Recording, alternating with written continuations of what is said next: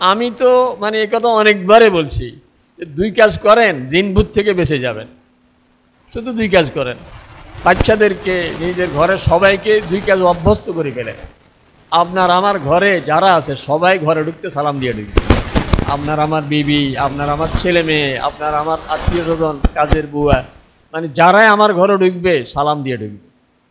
সালাম দিয়ে ঢুকলে আমার ঘরে শয়তান ঢুকতে পারবে না। হাদিসে আসছে যে আমার পিছে পিছে শয়তান ঢুকতে চেয়েছিল, আমি যখন সালাম দিয়ে ঢুকি শয়তান দাঁড়িয়ে বলে আলা আলা মাবিত আলাইকুম, এই ঘরে জায়গা নাই, এই ঘরও আলা সালাম দিয়ে লক করে ফেলছি, এই ঘরে ঢুকার দরজা বন্ধ করে ফেলছি।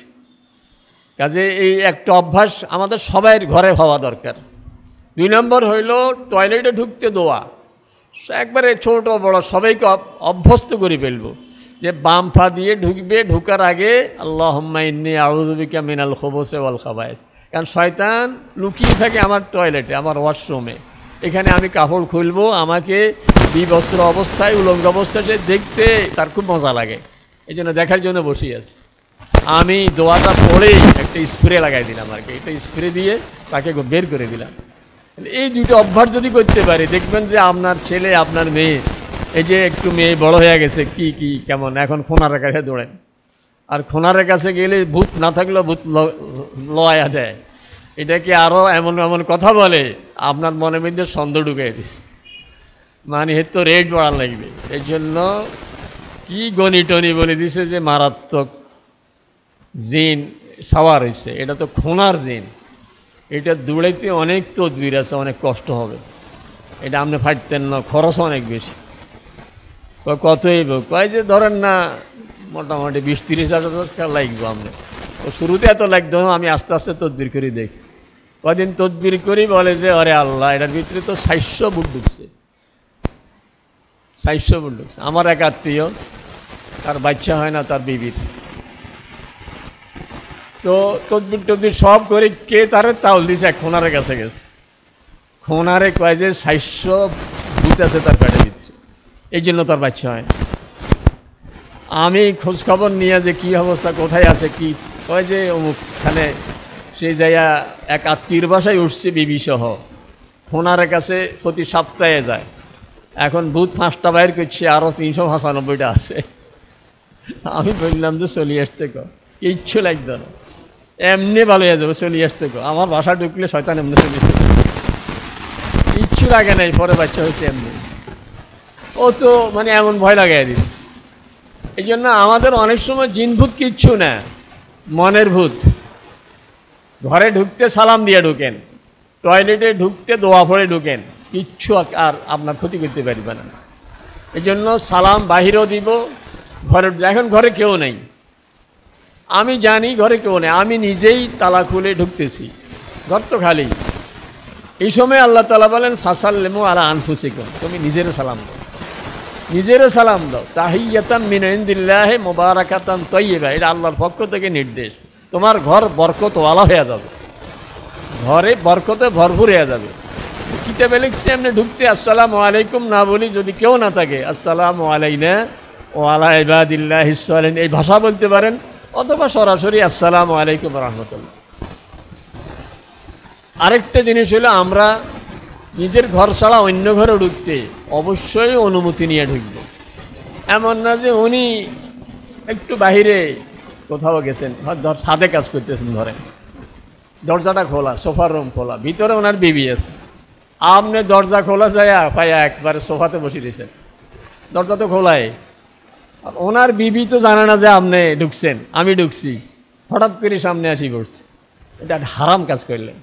আপনি ঢুকছেন কার পারমিশন নিয়ে ঢুকছেন? আপনি বাইরে দাঁড়িয়ে বলেন আসসালামু আলাইকুম, ঘরে কেউ আছেন? 3 বার আসসালামু আলাইকুম, 3 বার। 3 বারের পরে যদি কোনো জবাব না পান তাইলে আপনি আর অপেক্ষা করবেন না, চলে যান, 3 বারের পরে চলে যাবেন। এক সাহাবীর বাড়িতে রাসূল সাল্লাল্লাহু আলাইহি ওয়াসাল্লাম আসছেন, তো রাসূল এসে বলতেছেন আসসালামু আলাইকুম, হাল লিয়াল ইজাজা আনাদখুল, আমি কি ভিতরে আসতে পারি? সাহাবী ঘরের ভিতরে, উনি শুনতেছেন, তো সাহাবী আস্তে আস্তে বলতেছে ওয়ালাইকুম আসসালাম, কিন্তু দরজা খোলে না, কিছু বলেন। 3বারের পরে রাসূল সাল্লাল্লাহু চলে যাচ্ছেন। তো এই সাহাবী দৌড়ে গিয়ে বলে, হুজুর আমি আসি তো। বলে তুমি জবাব দেও না এতক্ষণ। কয় হুজুর আমার হঠাৎ করে এটা আবেগ আসি গেছে যে আপনি যে সালাম দেন আসসালামু আলাইকুম, তোমার উপরে আল্লাহ রহমত নাজিল হোক, আমি চাইছি যে আরেকক্ষণ দোয়া আর একটু চলতে থাকুক না, এই জন্য আসলে দরজাটা খুলি নাই, কারণ দরজা খুললে তো আর সালাম দিবেন না। নিয়ম এরকম 3বার, কারোর বাড়িতে গিয়ে 3বার সালাম দিবেন, যদি জবাব না আসে আপনি চলে যান। আপনি ভাবতেছেন যে ওরা বুঝতে পারে না আমি কে, যদি জানতো আমি অমুক তাইলে বেহুশ হয়ে যেত, দরজা খুলে দিত। তো সাথে যারা আছে ওরা বলে যে অমুক আসছে, অমুক হুজুর আসছে, না আপনি এই পরিচয় আল্লাহ রাসূল 3বারের পরে চলে গেছেন। আপনি যে হন 3বারের পরে যদি জবাব না পান চলে যান, কারণ ঘরওয়ালা আপনার আওয়াজ হয়তো শুনতে পেয়েছে, কিন্তু এই মুহূর্তে উনি এমন কাজে ব্যস্ত, আপনার এই মুহূর্তে ঘরে ঢোকাটা উনি চায় না, এই জন্য এখন চলে যান। আপনি যদি অনুমতি নিয়ে যান, এখন তো সহজ, ফোনে আগে একটু অনুমতি নিয়ে নেবেন যে আমি কখন আসবো, একটু দেখা করা দরকার, যে টাইম দিবে ওই টাইম মতো যান। দেখবেন যে আপনার জন্য নাস্তাও রেডি, আপনার জন্য দিলও তৈয়ার, মন খুলে কথা বলবো, আপনার বহুত কাজ হয়ে যাবে, বুঝছেন। তো এই একটা জিনিস, একটা হলো সালাম দেওয়া, বেশি বেশি সালাম দিব আমরা। 2 নম্বর রাসূল সাল্লাল্লাহু বলেন ইজা আতাসা ফাহামিদাল্লাহ ফাসাম্মিথু, কেউ হাসি দিয়া যদি বলে আলহামদুলিল্লাহ, আমরা হাসির জবাব দেওয়া এটা রাসূল সুন্নত বলছেন। ফাসাম্মিথু, হাসির জবাবে বলবো ইয়ারহামুকাল্লাহ, সে বলছে আলহামদুলিল্লাহ, আমি বলবো ইয়ারহামুকাল্লাহ। এখন ইয়ারহামুকাল্লাহ যখন, যেমন আমি হাসি দিলাম, বললাম আলহামদুলিল্লাহ, উনি আমাকে বললেন ইয়ারহামুকাল্লাহ, এটার জবাবও আছে ইয়াহদিকুমুল্লাহু ওয়া ইউসলিহু বালাকুম, আপনি যে আমার জন্য দোয়াটা করে দিলেন, আল্লাহ আপনাকে হেদায়েত করুক, আপনার সব কাজ আল্লাহ গুছিয়ে দেখ, কারণ আমার জন্য একটা বদোয়া করছেন আপনি ইয়ারহামুকাল্লাহ। ইমাম আবু দাউদ রহমতুল্লাহ আলাইহি উনি নৌকায় করে যাইতেছেন, খালের পাড়ে, নদীর পাড়ে, ওই চরে একটা লোক হাসি দিয়ে বলছে আলহামদুলিল্লাহ। তো আবু দাউদ রহমতুল্লাহ আলাইহি তার জবাব দিতে চাইতেছেন, কিন্তু হাসির আওয়াজ শুনছেন, আলহামদুলিল্লাহ শুনতে পেয়েছেন। এখন আবু দাউদ রহমতুল্লাহ আলাইহির আওয়াজ ছোট, উনি আওয়াজ দিলেও পর্যন্ত যাবে না।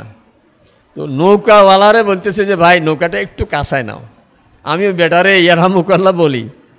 তো এই নৌকার ধরেন আরও আরোহী যাত্রী যারা আছে ওরা বললেন ধরেন আমাদের টাকা দেয়টার জন্য আবার নৌকা ভিড়াবেন, লাগবে না, চলেন।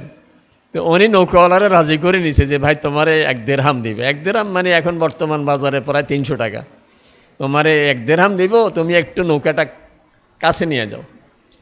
তো নেওয়ার পরে উনি ওই বেটারে বললেন ইয়ারহামুকাল্লাহ, বাস নৌকা যথাযথভাবে চলে গেছে। রাতে যারা যাত্রী, যারা সাথী, যারা আরোহী, এরা স্বপ্নে দেখে যে তোমরা কইছিলে আবু দাউদ তো 1 দিরহাম দিয়ে জান্নাত কিনে নিয়ে গেছে। আল্লাহ তাআলা খুব খুশি হয়ে গেছে। কাজ ছোট, অনেক সময় অল্পতে মানুষ খুব খুশি হয়ে যায়, আল্লাহ তাআলাও অনেক সময় অল্প আমলে খুব খুশি হয়ে যায়। এইটাই হয়তো আমার নাজাতের উসিলা হয়ে যাবে। এই জন্য কেউ হাসি দিয়ে আলহামদুলিল্লাহ বললে তার জবাব দিব ইয়ারহামুকাল্লাহ। 3 নম্বর হইল কেউ যদি অসুস্থ হয় তাহলে তার একটু খোঁজ খবর নেব।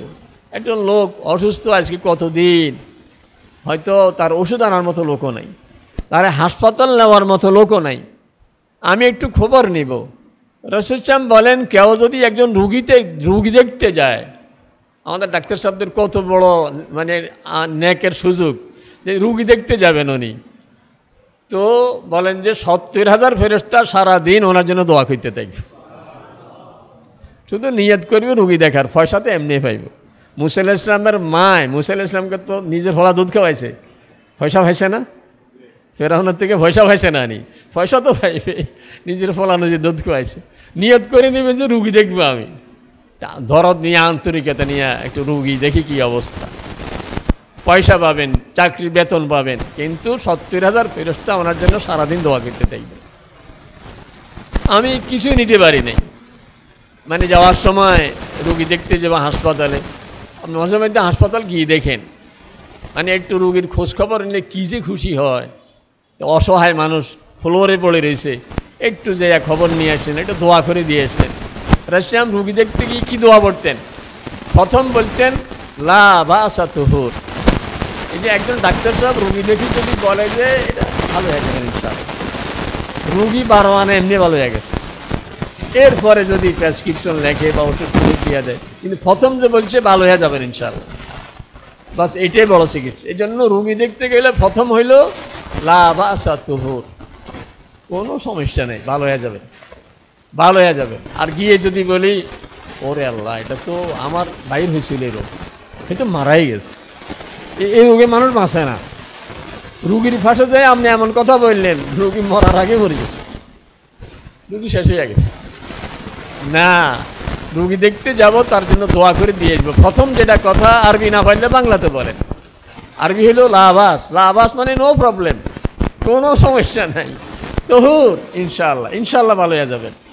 এরপরে দোয়া আছে আজিবিল বাস রব্বান নাস ইসমি আনতা শাফি লা শিফা ইল্লা শিফাউক শিফা আল্লাহ ইউগাদিরু সুকমা। আয় আল্লাহ, শেফা দেওয়ার মালিক আপনি, ওষুধ খাচ্ছি, ডাক্তার দেখাচ্ছি, এটা উসিলা হিসাবে, কিন্তু আপনি যাকে সুস্থ করে দেন সে সুস্থ হয়। আল্লাহ এই রোগীটাকে এমন সুস্থ করে দেন যাতে আর কোনো রোগে তার না থাকে, দোয়া পড়ে দেন। তাহলে 1 নম্বর হইল সালাম দিব, 2 নম্বর হইল কেউ হাসি দিয়ে আলহামদুলিল্লাহ বললে হাসির জবাবে ইয়ারহামুকাল্লাহ বলল। 3 নম্বর হইল কেউ অসুস্থ হইলে তাকে দেখতে যাব, 3 নম্বর গেল। 4 নম্বর হইল রাসূল বলেন একজন মুসলমান আরেক মুসলমানের যে হক, সেটা হইল দাওয়াত দিলে সে দাওয়াতে আমাকে যেতে হবে।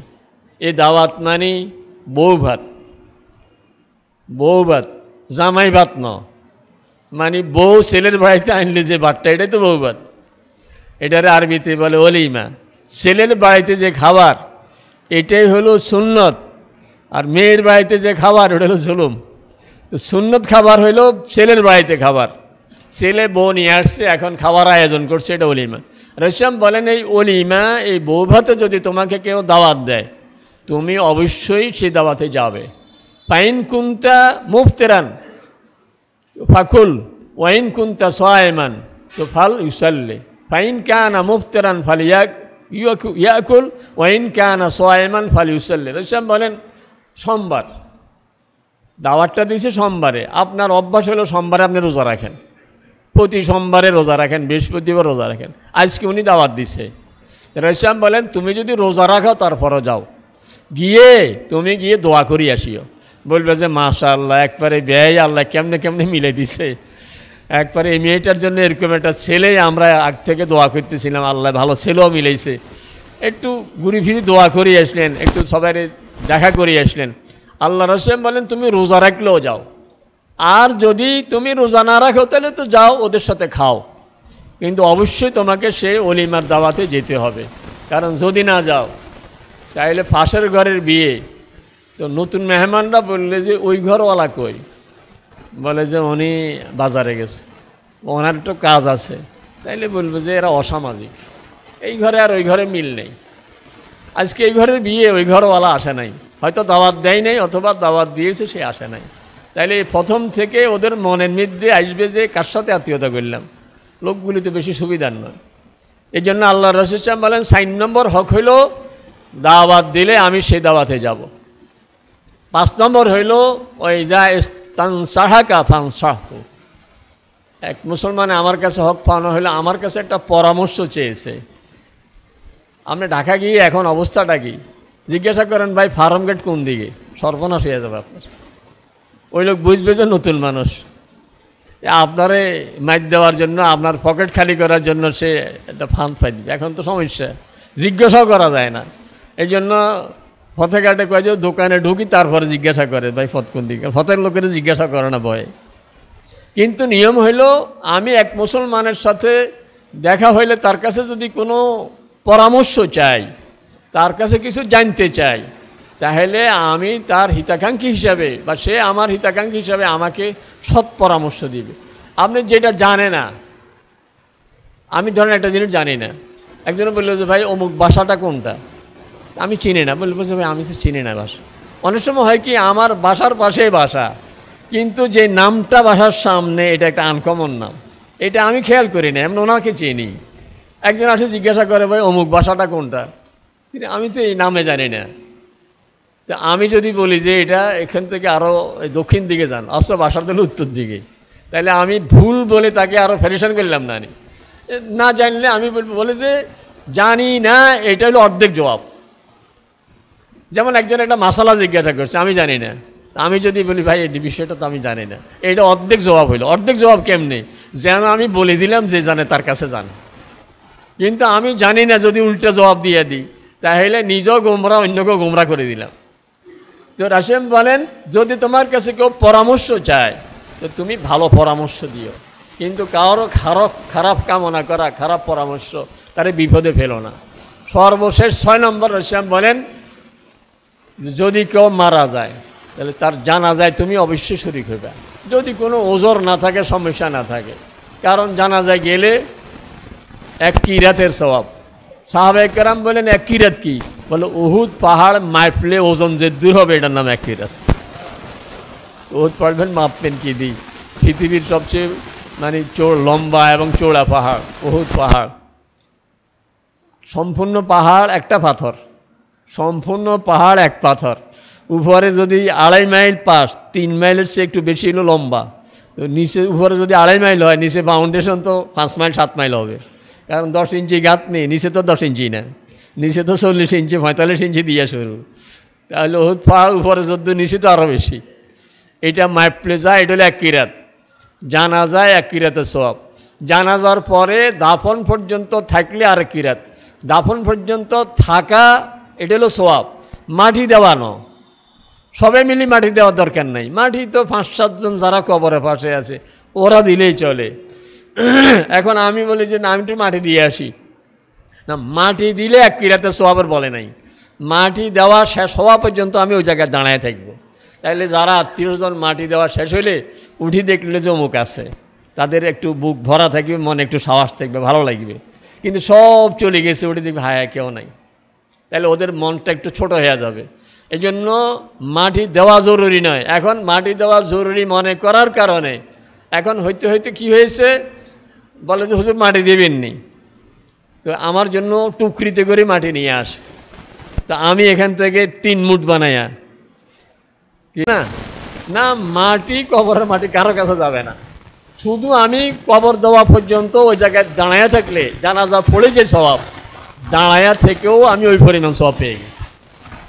তাহলে এই 6টা জিনিস কি কি? সালাম দিব, কেউ হাসি দিয়ে আলহামদুলিল্লাহ বললে, আলহামদুলিল্লাহ বললে, হ্যাঁ, আর কেউ অসুস্থ হলে তাকে দেখতে যাব, কেউ পরামর্শ চাইলে তাকে ভালো পরামর্শ দিব, কেউ আমার অসুস্থ, কেউ মারা গেলে তার জানাজায় যাইব, দাওয়াত দিলে, অলিমার দাওয়াত দিলে সে দাওয়াতে সাড়া দিবে। কারো গীবত করব না, গীবত করলে আমার আমল নামায় তার গুনাহ আসবে, আমার নেকি তার আমল নামায় চলে যাবে। এই জন্য কেউ কেউ বলছেন যে গীবত যদি করতে চাও তাহলে মায়ের গীবত করিও, কেন এত কষ্ট করি মায় পাইছে, আমার আমলগুলি মায়ের আমল নামায় যাক। কিন্তু যারা দেখতে পারে না তার গীবত করব না, কাউকে উপহাস করব না, কাউকে ছোট মনে করব না। আর আমরা সবাই মিলেমিশে দেখব, মসজিদে যেরকম কবরের মধ্যে সব এক হয়ে যাবো, আবার মাঝখান দিয়ে কিলে খামাখা করি। বললাম না, কবরে যাইয়া এক একটা কবরে জিজ্ঞাসা করলে কেউ ভাই আপনি কোন পার্টি, ওই ভাই পার্টি টাটি নাই, সব মুসলমান। আপনি কোন পীরের মুরিদ, বলে 15 নেই, এখানে সব মুসলমান। এই জন্য সবাই আমরা এক হয়ে যায়। আল্লাহ তাআলা সকলকে তৌফিক দান করুক। এক করার জন্য আল্লাহ তাআলা 2টা জিনিস স্পেশাল দিয়েছেন, একটা হলো নামাজ, আর একটা হলো কোরআন। একটা হলো নামাজ, সারা দুনিয়ার মুসলমানের নামাজ একরকম, সারা দুনিয়ার একটুখানি বেশ কম আছে, আবার হাতে এখানে বাঁধা ওখানে বাঁধা, এগুলো হলো সুন্নত, না বাঁধলেও কিছু নেই। ইমাম মালিক রহমতুল্লাহ আলাইহি ওই মযহাবের লোকেরা বাঁধে না সোজা হাত, আপনি ঠেলাঠেলি করেন বুকুর উপরে না নাবির নিচে, তো যারা বাঁধে না এদের কী হবে? এগুলো নিয়ে ঠেলাঠেলির বিষয় নাই। আমিন জোরে না আসতে, এটা নিয়েও ঠেলাঠেলি, না বললেও বা কিচ্ছু হবে না, নামাজ হয়ে যাবে। হজের মৌসুমে সারা দুনিয়ার মুসলমানগুলো যেন একত্র হয়ে আছে। আমরা যারা এখন এই মসজিদে আছি, যদি জিজ্ঞেস করি এখানে কে কোন পার্টির, এখানে আওয়ামী লীগের কে আছে, বিএনপির কে আছেন, জাতীয় পার্টির কে আছেন, জামাত ইসলামের কে আছেন, এখানে সারমনের কে আছে, সারসিনার কে আছে, ঢালকানগরের হুজুরের ভক্ত কে আছে, এখানে হানাফি কে আছে, আহলে হাদিস কে আছে, আসানের। আমরা মসজিদের মধ্যে সব এক হয়ে গেছি। এখানে কি কোনো এমন নেই যে এই সব এই কাতার বা এই সাইড অমুকের, এই সাইড অমুকের, সব এক। আপনি একটা কবরস্থানে গিয়ে যদি সুযোগ হইতো ভিতর থেকে খবর নেওয়ার, আজিমপুরে চলে যান, যে জিজ্ঞেস করেন যে ভাই তুমি কোন পার্টি, কবরের ভিতরে যে আছে। আরেক কবরে ভাই তুমি কোন পার্টি, বলবে ভাই পার্টি টার্টি নেই, সব মুসলমান। এখানে পার্টির কোনো খবর নাই, এখানে হানাফি আহলে হাদিসের খবর নাই, এখানে সরমনের সরসিনার খবর নাই। এখানে হইল 3 প্রশ্ন, তোমার রবকে, তোমার নবীকে, তোমার দিন কি। বাস এই প্রশ্নে সবাই এক। যে পারবে না সে কোনো পার্টি টাটি নেই, সে বাইরে। এই জন্য ইসলামের বা দিনের যেই টার্গেটটা, যে বিষয়টা, সেটা হলো রাসূল সাল্লাল্লাহু আলাইহি সাল্লাম বহু কষ্ট করে উম্মতকে এক করে গেছেন। সে আফ্রিকার মানুষ, ইউরোপের মানুষ, এশিয়ার মানুষ, সে ফার্সি ভাষার মানুষ, ইংরেজি ভাষার মানুষ, সে অন্য ভাষার মানুষ, সাদা চামড়ার মানুষ আর কালো চামড়ার মানুষ, সব মানুষগুলোকে রাসূল সাল্লাল্লাহু আলাইহি ওয়াসাল্লাম এক করে গেছেন। এই জন্য ইন্তেকালের আগ মুহূর্তে, ঠিক যেদিন ইন্তেকাল হয়েছে সোমবার 12 রবিউল আউয়াল, ওদিন ফজরের সময় দক্ষিণ পূর্ব কোণে মসজিদে রাসূল সাল্লাল্লাহু আলাইহি ওয়াসাল্লামের ঘর, মদিনা শরীফ থেকে কেবলা দক্ষিণ দিকে, ওই দক্ষিণ পূর্ব কোণে ঘর। একবারে সামনের সারিতে, সামনের সফে যারা আছেন ওনারা সরাসরি রাসূলের যে দরজা বরাবরে। আনাস রাদিয়াল্লাহু তাআলা আনহু যেহেতু বিশেষ খাদেম, উনি একবারেই শেষ মাথায়, শেষ প্রান্তে দেয়ালের সাথে দাঁড়াইছেন। আবু বকর রাদিয়াল্লাহু তাআলা আনহু ইমামতি করতেছেন। রাসূল সাল্লাল্লাহু আলাইহি ওয়াসাল্লাম শোয়া থেকে উঠতে পারতেছেন না। হঠাৎ একটু মানে জ্ঞান ফিরে আসছে বা স্বস্তি বোধ করতেছেন, পর্দাটা একটু নাড়া দিচ্ছে। আনাস রাদিয়াল্লাহু তাআলা আনহু বলেন যে সামনের কাতারের যারা, এদের মধ্যে একটা হযবরল অবস্থা, মানে রাসূল সাল্লাল্লাহু আলাইহি ওয়াসাল্লাম আসতেছে এটা দেখি খুশিতে, যে আল্লাহ রাসূল সাল্লাল্লাহু আলাইহি ওয়াসাল্লাম এই কদিন আসতে পারতেছেন না মসজিদে, আজকে মনে হয় আসবেন। ওইদিকে আবু বকর রাদিয়াল্লাহু তাআলা আনহু, উনি তো ইমাম, কিন্তু উনিও পর্দাটা নড়ছে, একটু আঁচ করতেছেন। উনিও খ্রিস্টান ভাব, যে আমিও ইমামতি ছেড়ে দিবা, যেহেতু রাসূল নিজে আসতেছেন। কিন্তু রাসূল উঠতে পারেন নাই, শুধু নামাজের এই সারিটা দেখেছেন, যেখানে আর বেলাল আছে, হযরত সালমান ফার্সি আছে, ওয়াহেব রুমি আছে, এখানে হযরত আবু বকর আছেন, হযরত ওমর আছেন, মানে সব রঙের, সব ভাষার, সব রকমের মানুষ, এরা যে এক হয়ে গেছে, এটা দেখি রাসূল একটু মুচকি হাসি দিয়েছেন। ওদিনেই 9টা-10টার দিকে রাসূল দুনিয়া থেকে বিদায় হয়ে গেছে। এই জন্য বড় কষ্ট করে উম্মতকে এক করে গেছে। এই যে নামাজের অনেক লক্ষ্য, অনেক উদ্দেশ্য, অনেক টার্গেটে আল্লাহ তাআলা নামাজ ফরজ করেছেন, তার মধ্যে এটাও একটা। এই নামাজের মাধ্যমে আমরা যেন ঐক্যবদ্ধ হয়ে থাকি।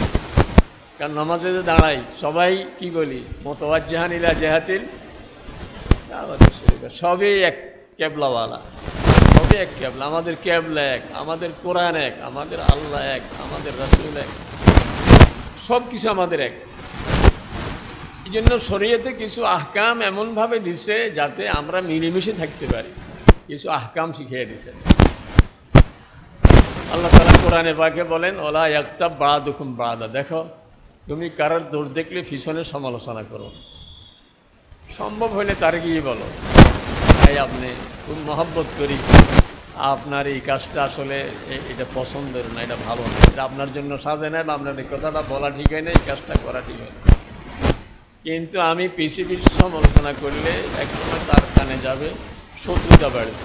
আল্লাহ তাআলা বলেন ওয়ালা ইয়াগতাব বা'দুকুম বা'দ, একজন একজনের জীবন লা ইয়াসখার কওমুন মিন কওমিন আসা ইয়াকুনু খায়রাম মিনহুম। আল্লাহ তাআলা বলেন একজন পুরুষ অন্য কোনো পুরুষকে নিয়ে কখনো যেন ঠাট্টা উপহাস না করে, তাকে যেন তুচ্ছতাচ্ছিল্য না করে।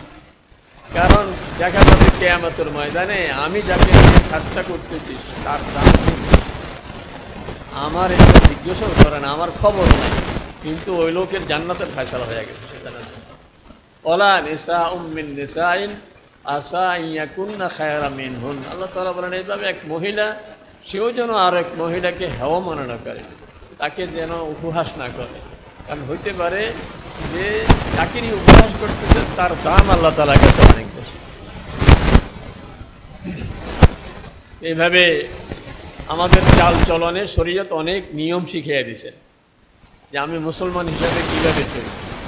এক নম্বর তো হইল মানে হযরত আব্দুল্লাহ ইবনে সালাম রাদিয়াল্লাহু তাআলা ওনার ব্যাপারে রাসূল বলছিলেন যে এখন একজন লোক আসবে জান্নাতে। সবাই যখন ধরছে যে কি আমল, উনি বলছেন দুইটা আমল। এক হইল সালামতুস সদর, আমার মন বড় ফ্রেশ, কাউকে আমি খারাপ মনে করি না, আমি সবার সম্পর্কে আমার ধারণাটা ভালো, ভালো যে পর্যন্ত খারাপ কিছু স্পষ্ট না দেখি আমি কাউকে সন্দেহ করব না, কাউকে খারাপ ভাববো না, আমার মন বড় ফ্রেশ। দুই নম্বর হইল আমি অনর্থক কোনো কথা বলি না, ফালতু কোনো কথা বলি না, কোনো কাজ করি না। এই দুই কাজ, আর এই দুই কাজের কারণে উনি জান্নাতের সুসংবাদ পেয়ে গেছেন। এই জন্য এক নম্বর তো হইল প্রত্যেক মুসলমানকে আমি দেখছি একজন মুসলমান স্বর্ণের টুকরা হইতে পারে সাইড মধ্যে পড়ে রয়েছে, এই জন্য আমি খারাপ মনে করতেছি, এটা দুই লইলে তো স্বর্ণ, কিন্তু ইমান আছে তার মধ্যে, স্বর্ণ আছে না ভিতরে, এটা স্বর্ণের টুকরা, এই তো জান্নাত চলে যাবে। হইতে পারে এখন তার কাছে আমার কাছে খারাপ লাগে, কিন্তু হইতে পারে সে ছাই সাফ করি দিয়ে যাবে, সে খাঁটি স্বর্ণ তার বেশি উঠবে, জান্নাতে চলে যাবে। রাসূল সাল্লাল্লাহু আলাইহি ওয়াসাল্লাম কিছু আদব শিখিয়ে দিয়েছেন যে এক মুসলমান আরেক মুসলমানের কি কি হক আদায় করবে, যাতে এই ভ্রাতৃত্ব সম্পর্ক বন্ধুত্ব এটা যেন ঠিক থাকে। বলেন যে এক মুসলমান আরেক মুসলমানের কাছে 6টা হক পাওয়া। এক হইল দেখা সাক্ষাতে সালাম দিবে, আমাদের সালাম খুব আস্তে আস্তে বিদে নিয়ে যায়, সালাম দেই না। দেখা হইলে কেউ কেমন আছে মানে অন্য কথাই শুরু করে দিই, কিন্তু কথা বলার আগে আসসালাম কাবলাল কালাম, কথা বলার আগে সালাম। আমরা স্টেজে দাঁড়াতে কি বলি, মঞ্চে ভবিষ্ঠ সম্মানিত আজকের সভাপতি অমুক অমুক অমুক অমুক বলতে বলতে 10 মিনিট শেষ করি, সবাইকে সালাম আসসালামু আলাইকুম, আগে কথা বলি না সালাম দিই না, আগে দাঁড়ায় বলবো আসসালামু আলাইকুম, এরপরে মঞ্চে ভবিষ্ঠ অমুক অমুক। আমরা সিস্টেমও পাল্টে বলেছি, আগে কথা সব শেষ করি তারপরে আসসালাম। এই জন্য রাসূল বলেন এক নম্বর হইল ইজা লাকিয়াহু ফাসাল্লাম, তার সঙ্গে দেখা হইলে সালাম। আর আল্লাহ তাআলা শিখিয়ে দিয়েছেন ওয়াইজা হুয়্যিতুম বিতাহিয়্যাতিন ফাহাইয়্যু বিআহসানা মিনহা আও রুদ্দুহা।